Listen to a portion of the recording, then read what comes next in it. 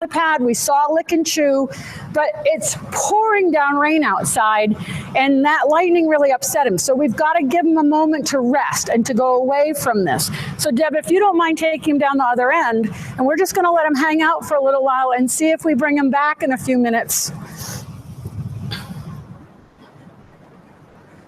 All right, so Julia, if you want to bring your horse down here. By the way, when you buy a pair of Surefoot pads, they come in pairs. This is the medium. Just going to open this to show you what you get. You get a pair of pads, and inside is a DVD that tells you how to do the process, a warranty card, and then the wrapper has basic instructions and warnings and tells you about the different pads. So just be sure to read that information and watch the DVD before you start this with your horse. We also have the YouTube channel, Murdoch Method YouTube channel, where I keep posting different videos to show you different techniques. All right, so Julia, you want to tell me a little bit about your horse? Yeah, this is my horse, Zeke. He is an 11-year-old thoroughbred. So an 11-year-old thoroughbred. He was on the track. He did race, and since then he's just been in retraining. He hasn't really learned quite how to carry himself properly, but we've been working on it. And so we're working on just carrying himself and being a little more on contact and that kind of thing. And we're going to do this first on the ground and then under saddle. And I'm going to start with the firm pad. So the firm is the green top, charcoal color. And actually, if you just give him to me for a minute, great. And I'm just going to let him look at it and touch it.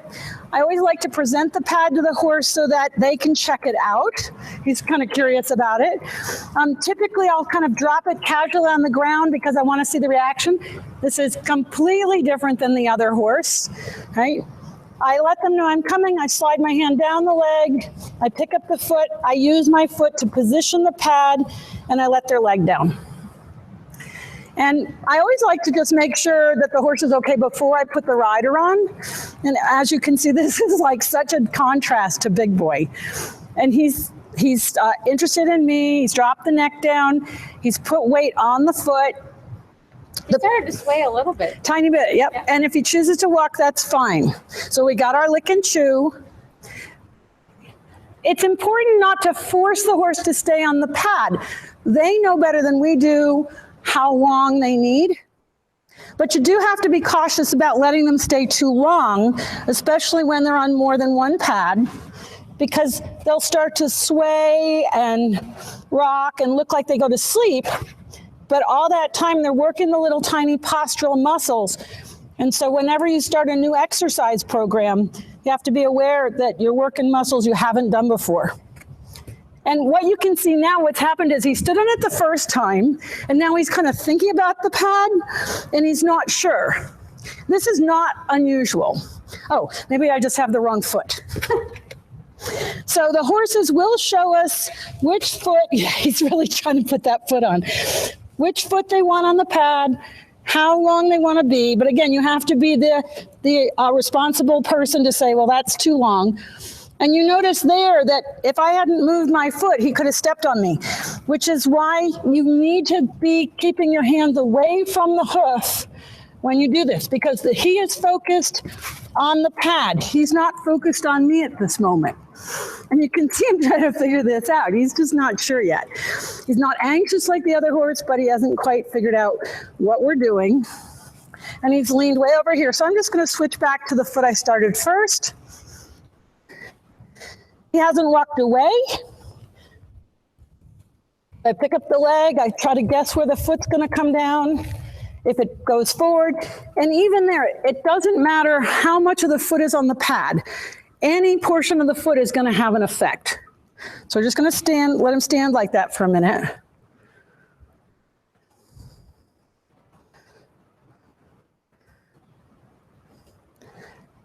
Yeah, and you could see that coming. He's like, what was that? He wants to look at it. Yeah, he wanted to check it out and figure out what it was. So I don't mind horses doing this at all. The one caution I have is to make sure that the horse doesn't lay down and roll. I had a very interesting experience about 3 years ago. I was showing Linda Tellington Jones Surefoot way back when I was just starting. We've gone grazing. His head's way down. And I asked the barn owner if they had a difficult horse, and they said, oh yeah, we have a horse named Huey.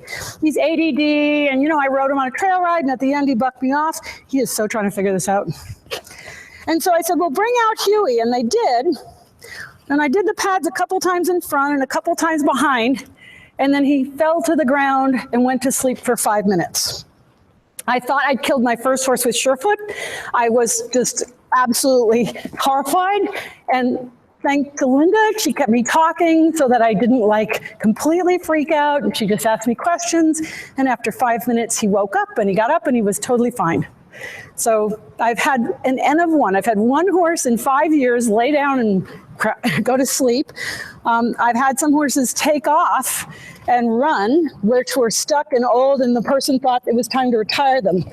But those are rare cases. And the average horse is very interested in the pads.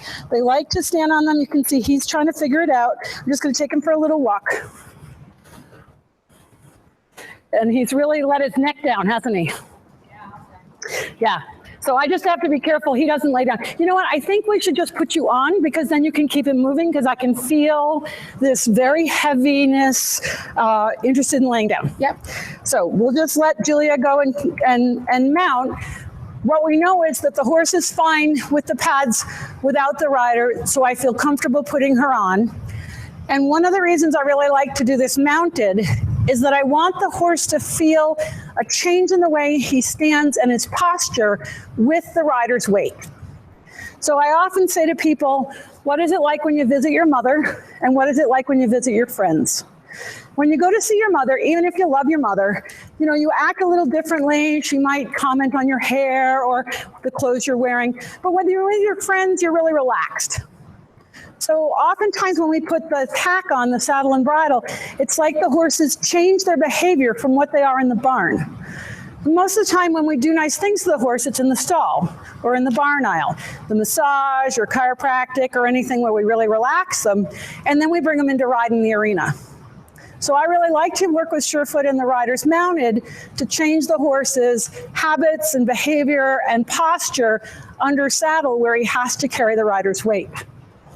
We'll just give Julia a minute to get her girth organized. Why don't you bring Big Boy back while she's doing that, okay, Debbie? And we'll just see if since we gave him a short break.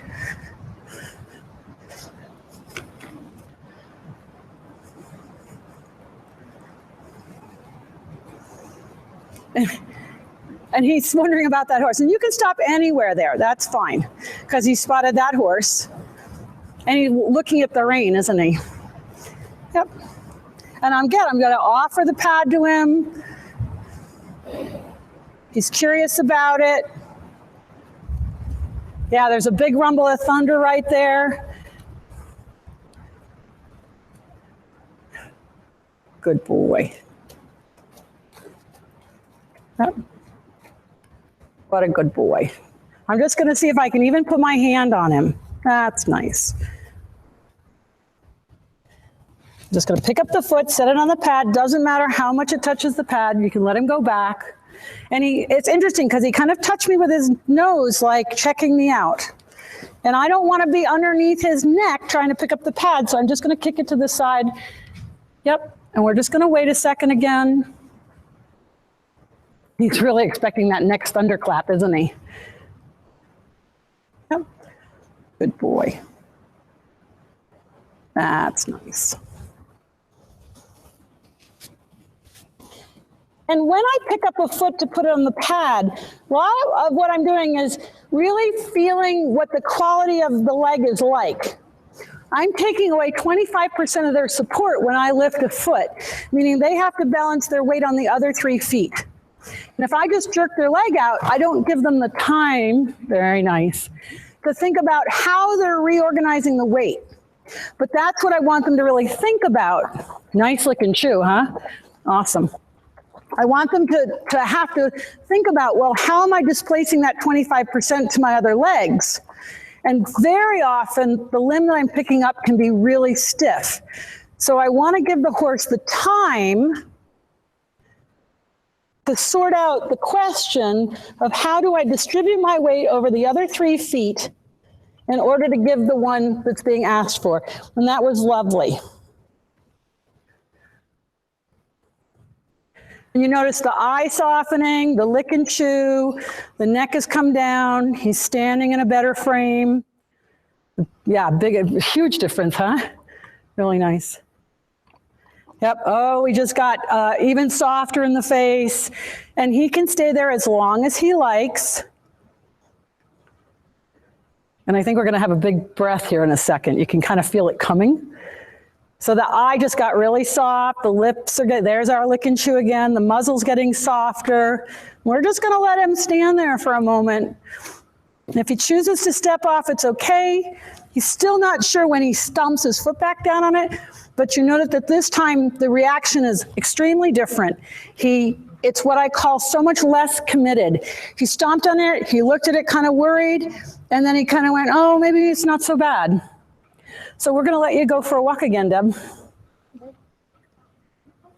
So this is the value in just giving them a little input and then coming back the next day or a few hours later, or in this case, about 15 minutes later. You just give the brain a little input and then you let it process. My illustration is that when you flush the toilet, you have to allow the toilet bowl to refill before you can flush it again. And when we put new information into the nervous system, into the brain through the horse's foot, we've got to give them that time to let the glucose refill in the brain, because the brain only runs on glucose. Once you exhaust that glucose, the horse is going to go, and so is the person, to the program that's the easiest or takes the least amount of energy, because you don't have enough to process anything else. So by giving him the break and letting him go think about it for a moment, his brain refreshes, we come back again, and now we can see that that response was hugely different. We saw much more relaxation and softness in licking and chewing. All right, Julia, come on over here. By the way, do we have any questions yet coming in? Not yet, because we had the connectivity, people didn't have sound in the beginning.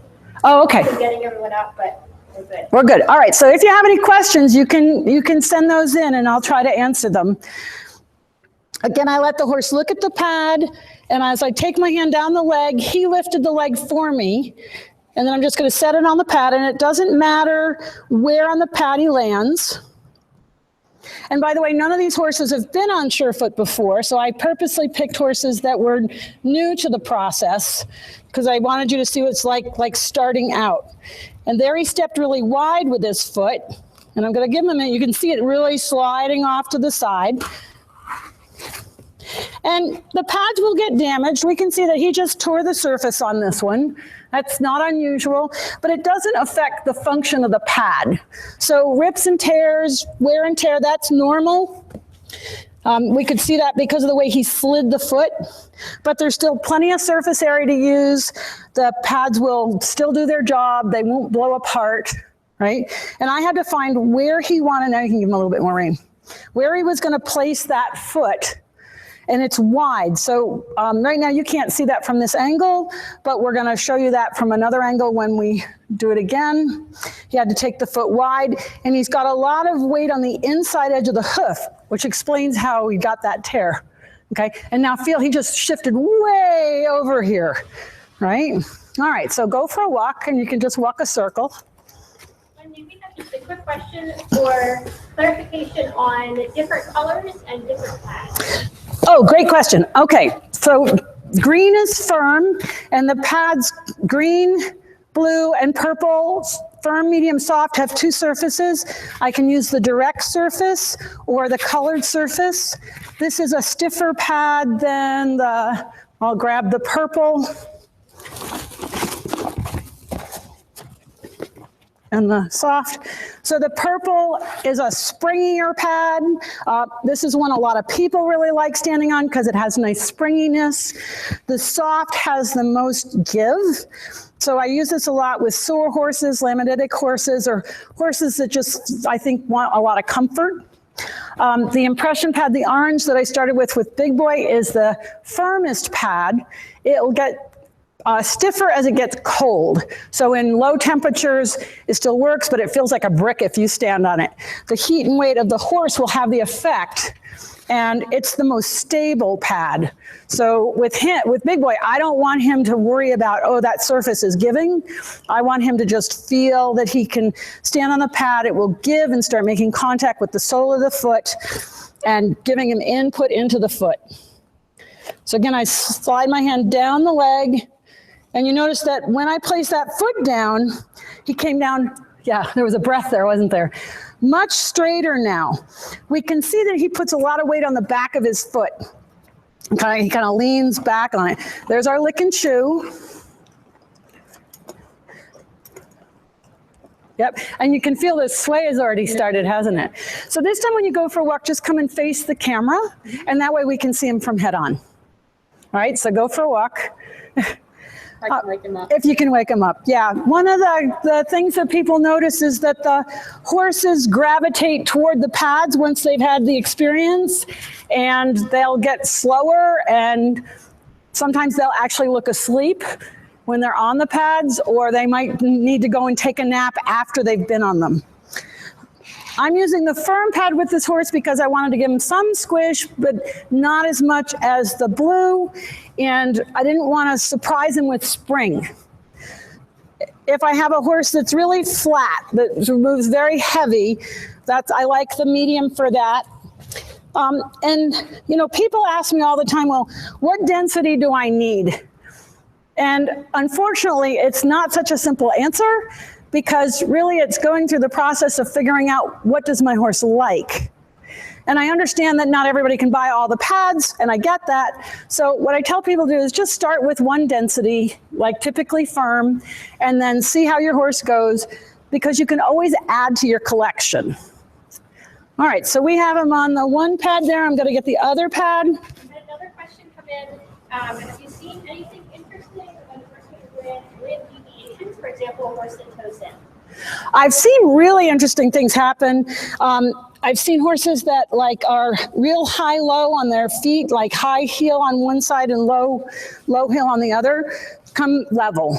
I've seen a lot of horses where they might be standing really base wide and they come more square. So yeah, he's swaying. Right, if we watch him right now, we can see his weight swing to his right front and then his left. And I don't know if the camera can pick this up, but he stands very much on the inside of his right front foot. A lot more weight on that inside, which is no surprise when he saw how he stepped wide and then cut the pad, because he was pushing wide with that foot. And on the left front, he's much more over the whole foot. How that foot meets the ground is going to determine the quality of a horse's movement. So I guess to answer that question, if there's a conformational thing going on, Surefoot isn't going to correct conformation, but if it's a habit or a movement pattern, there's a great possibility. Because the horse needs to get input from his foot through to his brain, and that's what the pads are doing, is they're inputting information through the sensory system of the hoof, through the nervous system to the brain. And one of the really great benefits is that the horse learns how to switch from fight and flight to grazing. Now, this one wasn't that nervous to start with in spite of the storm. So what we're looking at here is making a change in the quality of his movement. Being a racehorse, they're not always shod in a way that we would do for a riding horse. And so you can see kind of the way he's back on his heels like that. And we'd like him to find a little better stance over his feet. All right, so we're going to send you for a walk, because we need to let him move, and he's been swaying a lot. I think we had another good question. How would you use it as complementary to body work? And if so, would you recommend using it before or after a session? Okay, Deb, you want to bring Big Boy back? We'll just keep doing little bits with him. That's a great question. I find that Surefoot can complement any form of body work. Some people like to do Surefoot all by itself. Other people combine it with other body therapies like massage or teamwork. I have chiropractors using that in their treatment, or recommended between treatments with the chiropractor to help the horse sustain changes. So what's really important is to listen to your horse, and if you feel like combining Surefoot with some other modality, it's totally okay. It's actually kind of goes throughout anything with a hoof and can be combined with a variety of things. And it's okay. Yep. So I'll just, he's so worried about those windows where the lightning strike was. Good boy. And I'll just let him know I'm coming. Let him look at the pad. We can see it in its stance right now. He's trying to decide whether he wants to back up or stay with us. He saw that horse move. So I'm just going to wait for a second. Slide my hand down. He gave me his foot. It's okay. He repositioned it that time, didn't he? Yep. It's okay. It's all right. So he scared himself coming off the pad. And what you could see was he actually left his foot on the pad instead of moving it off.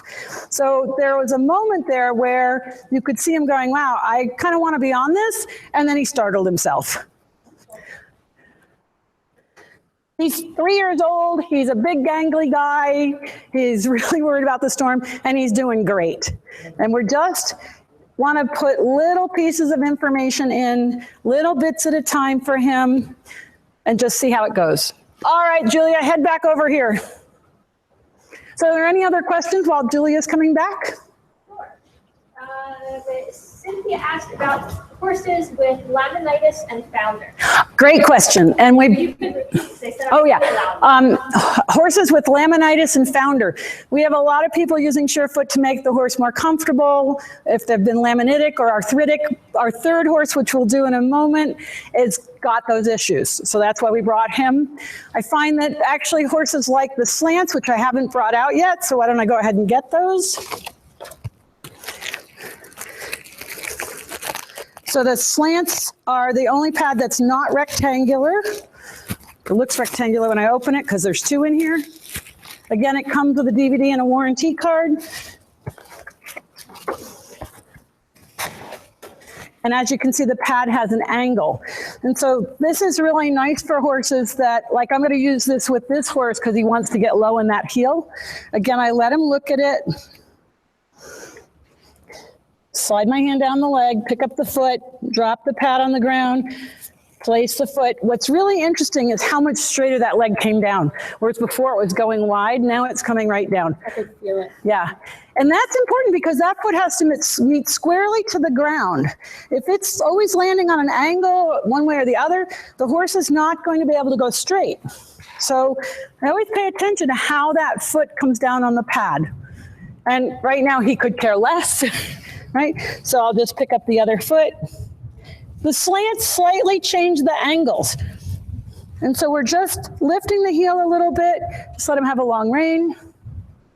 And did you notice anything when you went for a walk? He felt like he wanted to come into contact a lot easier. Like I didn't have to try anything. He just sort of wanted to stretch, which, like, as you know, isn't his. Is not his thing. So his automatic. Right. He just felt like he was more ready for that contact and lifting. Great. So the horse wanted to stretch into the contact without being asked to reach into the contact.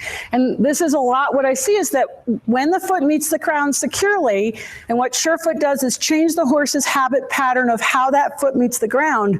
He's going to use the ground to be able to propel himself forward instead of lose energy with the foot sliding out to the side or dropping back or swinging over.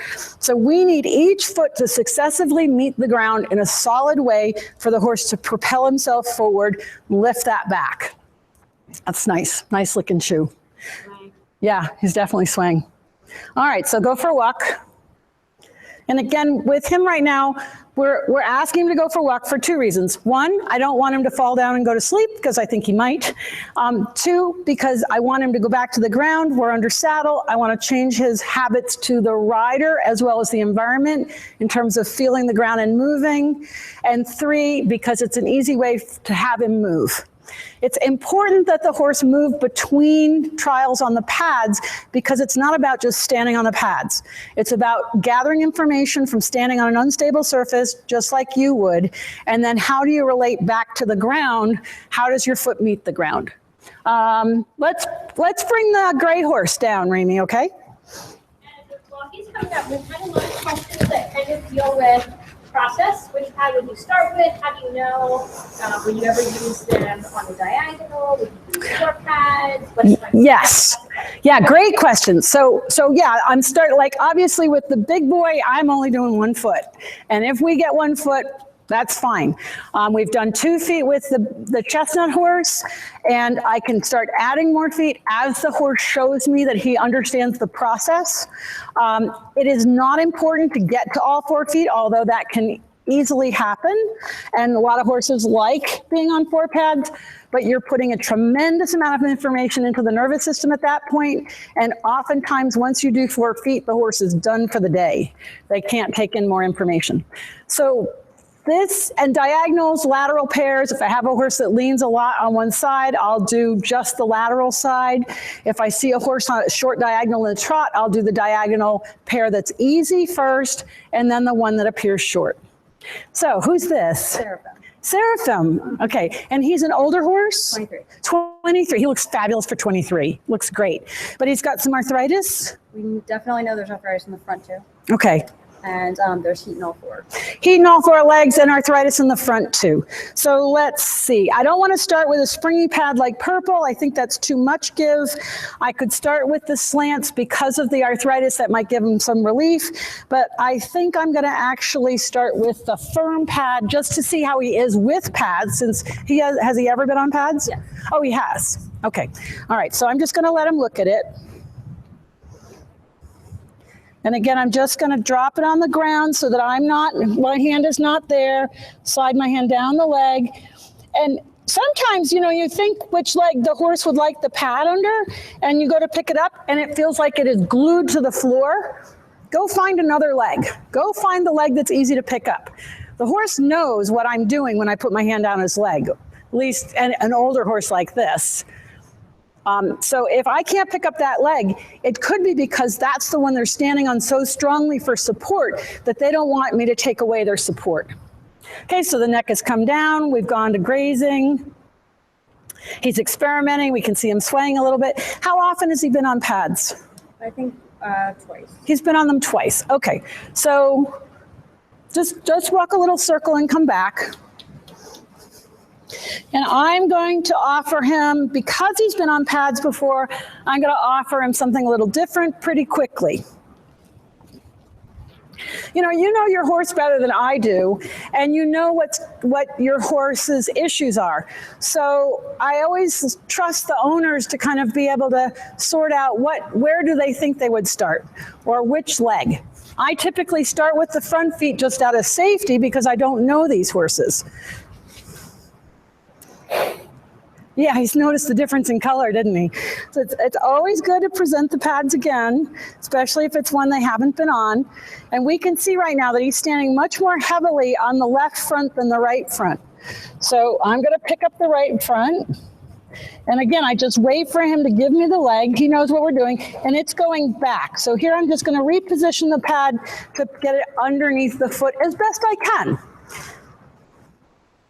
And if we look at his chest right now, you can really see how the pec muscles on this side have really pulled back and that they're much lower, and he's swaying over to the left and standing even more heavily on the left front. Can you see that?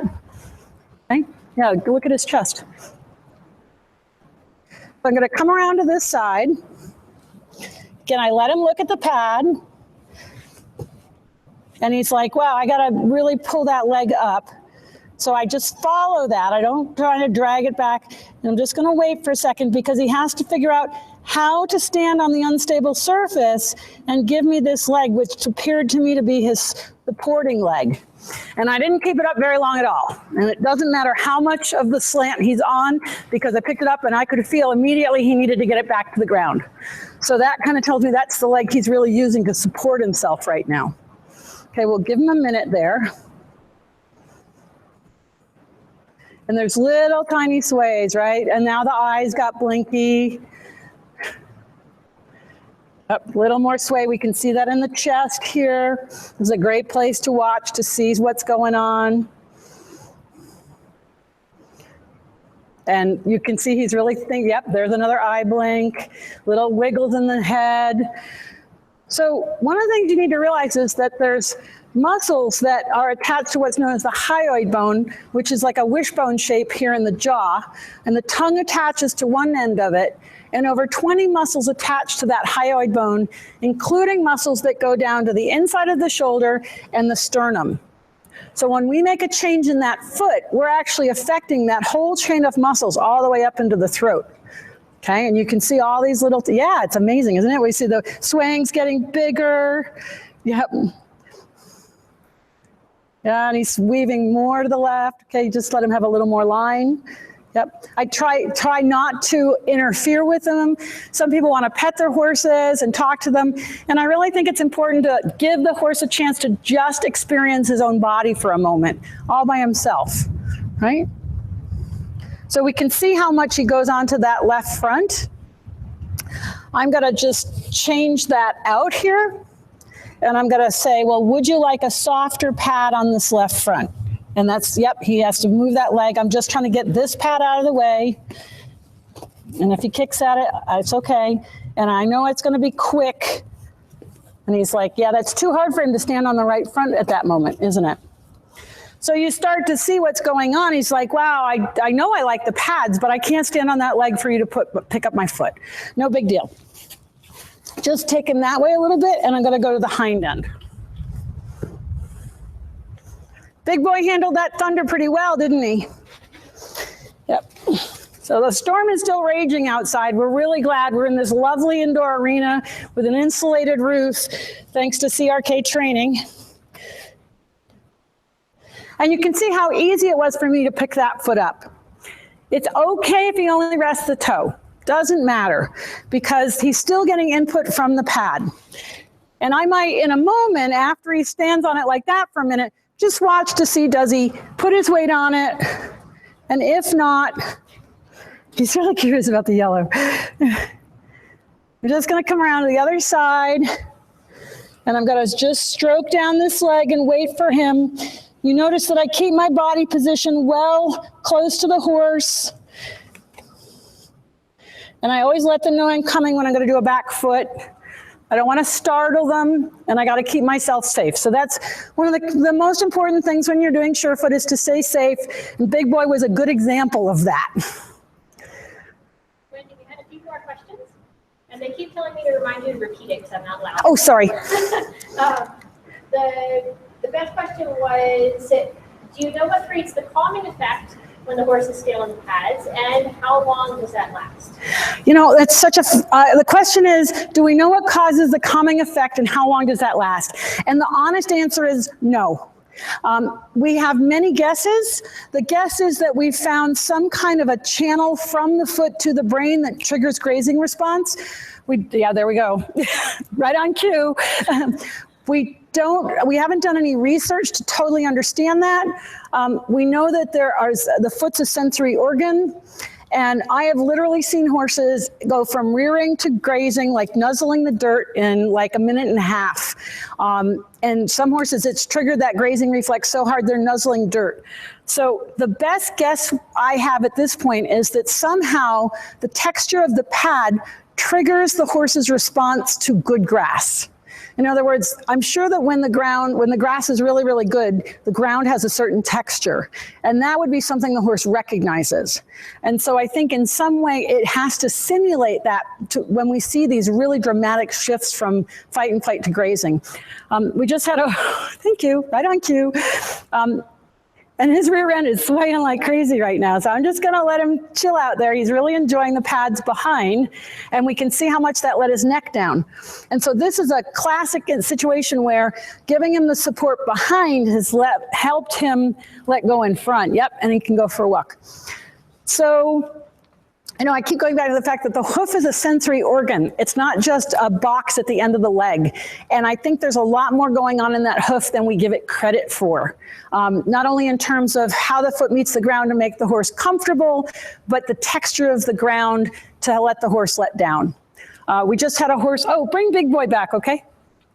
We just had a horse this past weekend, a lovely Dutch warm blood mare, 6 years old, and she was very nervous and was turned out, but was very, very worried. And we started with the pads and let her step on and step off, and the woman just led her. And you could see that we were toggling that parasympathetic switch, that grazing reflex.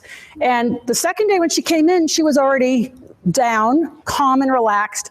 And so I've actually seen in as little as 1 or 2 sessions that the horse literally changes and is now calm. Some horses that's going to be permanent. I have seen it where a couple of sessions and it's permanent. Other horses need a repeated experience.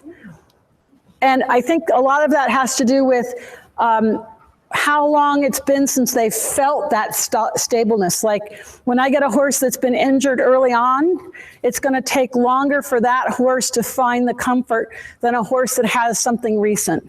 Hi. Oh yeah, the gray is his friend. Yeah. So I'm just going to wait for a second. Very nice that you step forward. I'm just going to slide my hand down his leg. He picked it up for me, couldn't keep it up very long, kicked the pad into place. It's not well positioned under his foot. It doesn't matter. You can see he kind of rocked off of it right there. Yep. Lovely. Completely different response this time. He moved forward instead of back. And we're just going to let him go think about that. So instead of going back and being really anxious that way, when I see that horse change and take that step forward, I know I'm getting somewhere. I know that there's been a big shift. And the best thing for this horse would be for him to rest and go to sleep after this. We're going to keep him in here because of the rain outside. Julia, come on back. So Julia's been walking around down there. Oftentimes when the horse is under saddle, I'll have the rider go trot or canter at different points once the horse has walked a little bit and kind of reorganized. I've even had a lesson where I was trying to get something done at the canter with the student and we weren't accomplishing the task. So I completely stopped the lesson 45 minutes in, did 5 minutes of pads and instantly got exactly what we were spending 45 minutes trying to accomplish. So you can just put this right into your training program if you're finding that you're having a difficulty with something and you want to just shift that horse's brain and see if you can't bring in a new idea. I'm going to go to mediums, to springy pads. Just come and face me a little bit. How do you feel then? He usually has a little bit of trouble bending to the right, which I guess would make sense with what he was showing. Yeah, with that right He foot. definitely was more responsive to my leg, keeping his body out. It was a lot easier for him to do that when I asked. But the longer we walked, I could feel it sort of like. So Julia said that normally they have a problem bending to the right, which makes sense with the way we saw he put his foot on the pad the first time, like this, bracing. And that when she went out, he was much softer to the right and starting to bend by himself without her having to work hard. And then as she was walking, he started to lose it.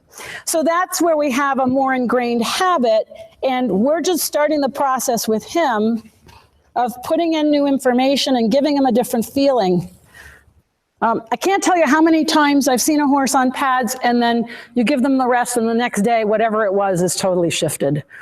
So many times I've wished that I had actually videoed the horse before I started. And it's interesting, I'm not sure he liked the springiness. He kind of backed right off. So let me go to soft. Again, you can just start with one pair of pads and see what your horse thinks of that. If you have a bunch of different horses, just take a step forward. A bunch of different horses, you're going to see so many different reactions when you work with Surefoot. That's why I tried to show several different horses here for you to get the sense that each horse is going to respond a little differently. You notice I had to widen that pad out again for him to stand because we're more back on that angle now, really heavy on the inside edge, which is probably why you felt the bend to the right disappear. And I'm going to put a pad under his left front.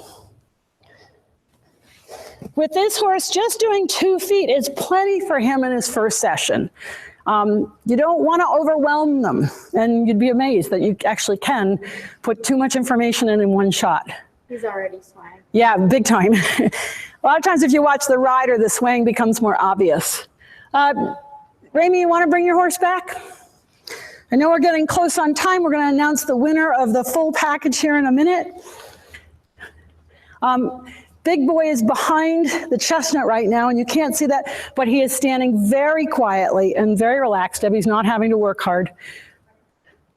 Just bring Rami, just bring him right on over here. So we can see that he's starting to drop a little bit. He's so much softer. His neck is relaxed.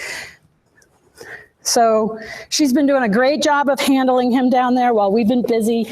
But just doing that little bit and then giving him a break, we can see how much softer the whole top line is and that the horse can stand calmly. All right, so we're going to do hi.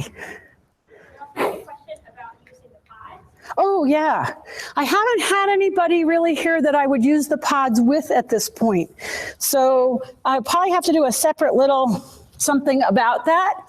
The pods are more advanced.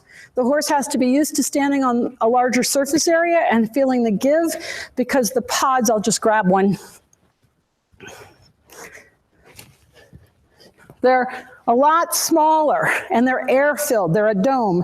And so when the horse stands on it, you know, they have to be able to put their foot down on the pod, and you got to be really make sure that your hands are away from them in the beginning, because a lot of times they're not sure about this at all, and they'll put their foot on and they'll slip off, or they'll heel load and it'll slip, or they'll toe load and it'll slip. So that's all fine, but none of these horses are ready for the pods. So I think we'll just have to show that in a separate segment. I'm just going to come around and put a slant underneath this other foot.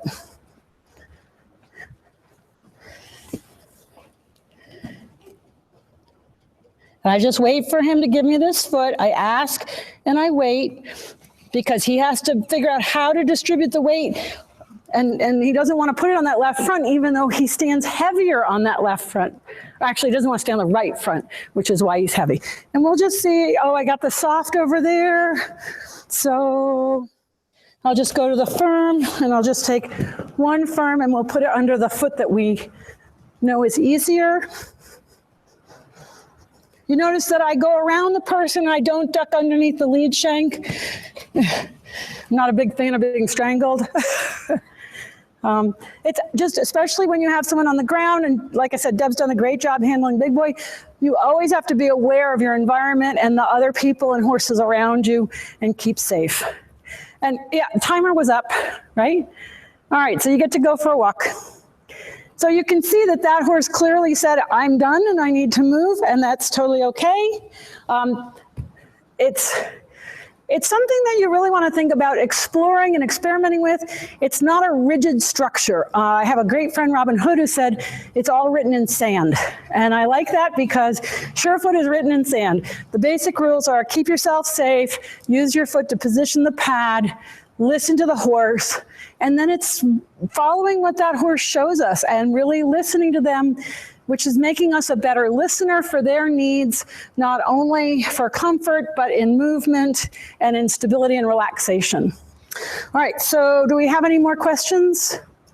I think, could you talk a little bit about different training contexts? So for example, this person has a horse that refuses to jump, and she's wondering if this is something that she might be able to incorporate.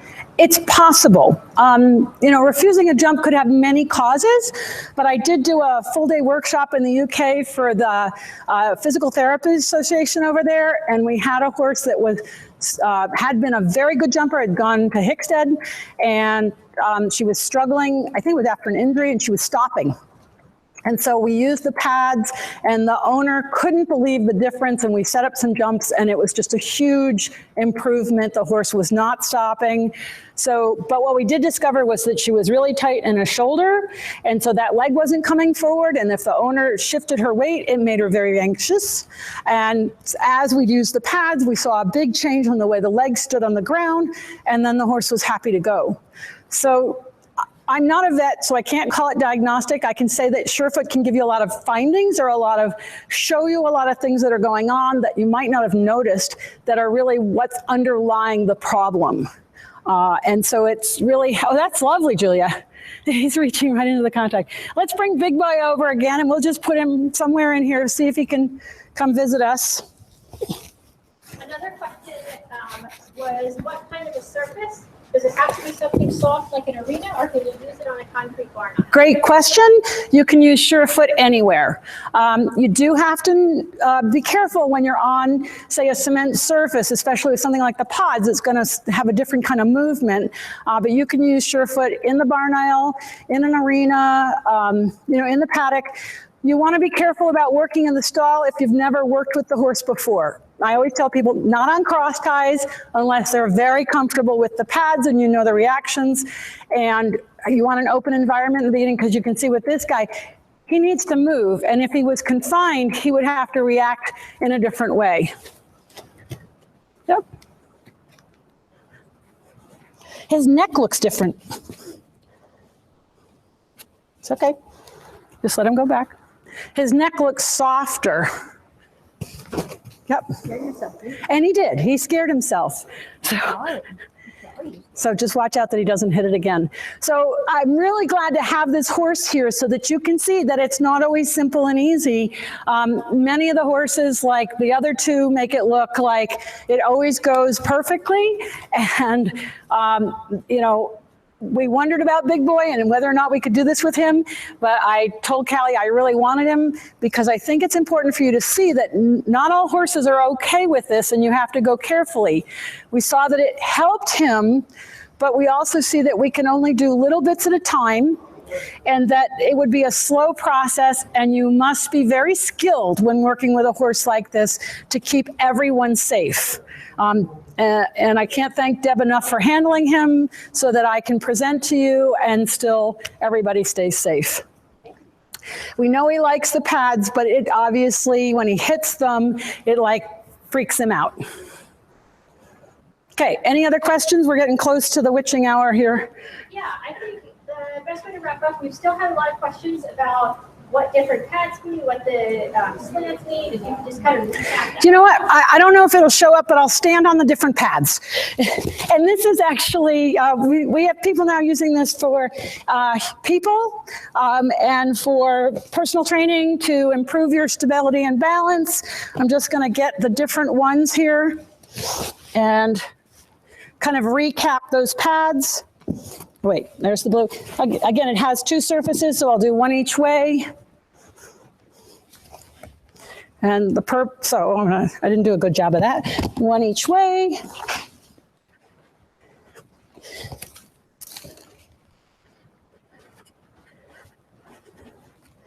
Okay, so the impression pad, it's a really slow give pad. It gets very stiff in the cold, it still works. If I stand on it, I'm really not going to make much of an impression. But the longer I stand on it, it's going to give slowly to my weight, particularly under my heel. Let's see if I have any impression at all. Very little.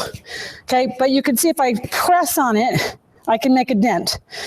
So what's happening there is as they stand on it, it gives slowly. Thoroughbreds off the track, I find really like this because they're already kind of unstable, and they get that information into their foot, but they have a tremendous amount of stability offered by the pad. The firm pad, again, I have the two different surfaces, diffuse and direct, and you can see that has a lot more give compared to the orange. The direct side is going to give immediately under my weight. The diffuse side is going to spread it out a little bit. The soft pad has a lot of squish. So my horses that are sore, or I would have started using it under the gray horse's feet, except they were busy. Okay, they have a lot more squish. The medium are springy, and I find people like the purple ones the best, okay, because they're nice and springy. You can do your standing exercises on this and adjust. And then the slants change the angle. So I'll just turn them sideways. And if I step on those, if I lock my knees, I'm going to go forward, but horses can't lock their knees the way we can. So if I just soften my stifles a little bit, it lets my weight shift back and give me a lot of support. You can use them heel low, but you see how that kind of causes me to hollow a little bit and straighten in my angles. And I find that the horses most often, not always, but most often like it a little heel high, and they kind of rest into them. And then the pods are advanced. Okay, any more questions? I got to get my phone to find out who the winner is because it's on my phone. It's time to announce. Okay, great. So I asked my assistant, Emily Luciano, gotta get my glasses, to go into the list and pick a random number and send me the winner. That way I was totally unbiased. And the winner is, drum roll. Where is it? Okay. Kathy Byers from Gardners, Pennsylvania. You're the winner. Yay! So we'll send you a full set of Surefoot pads. All right, and is there any other questions before we wrap this up? Sure.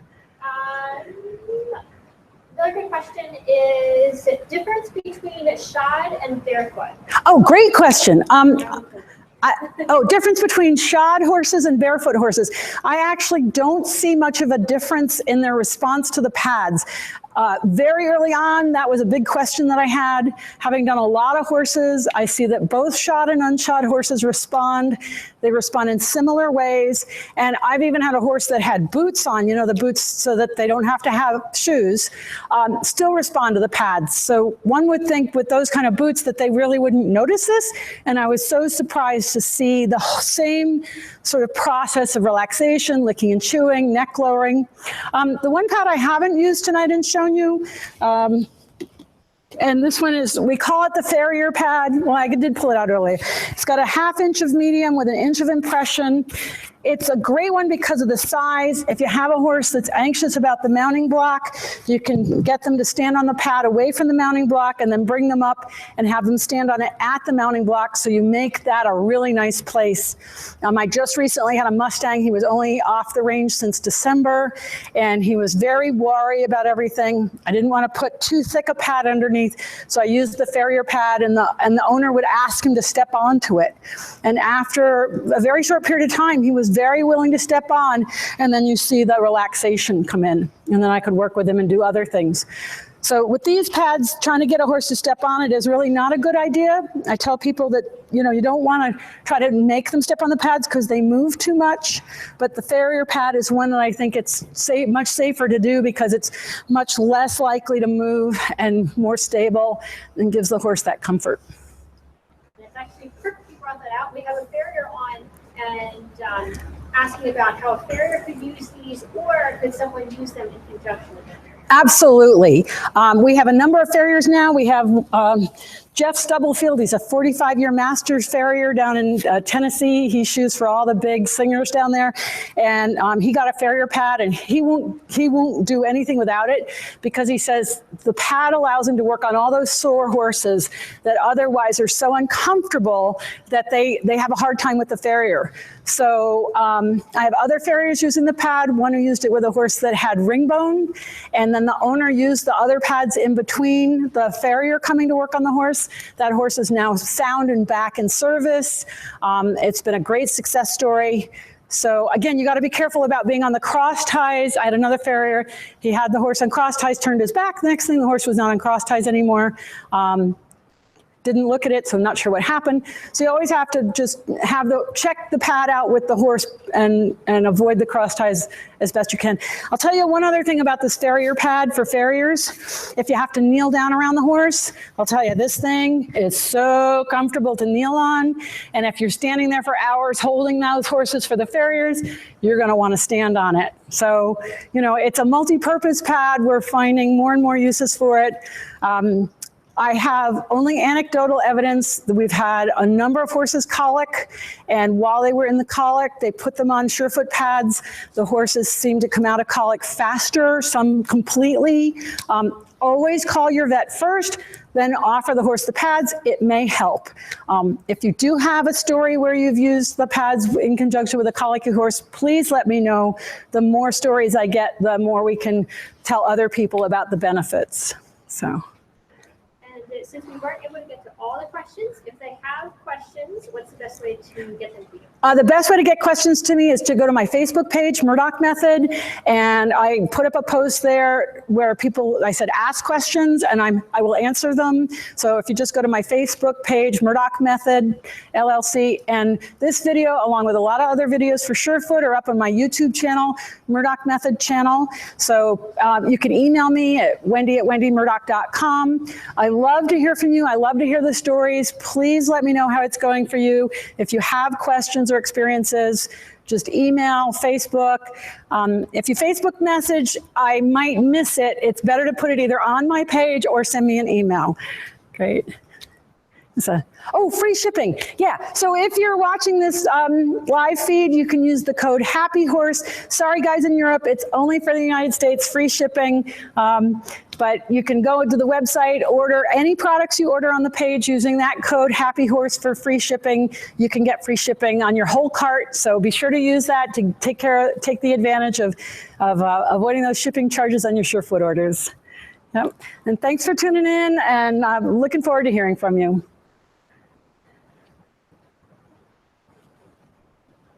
Yay.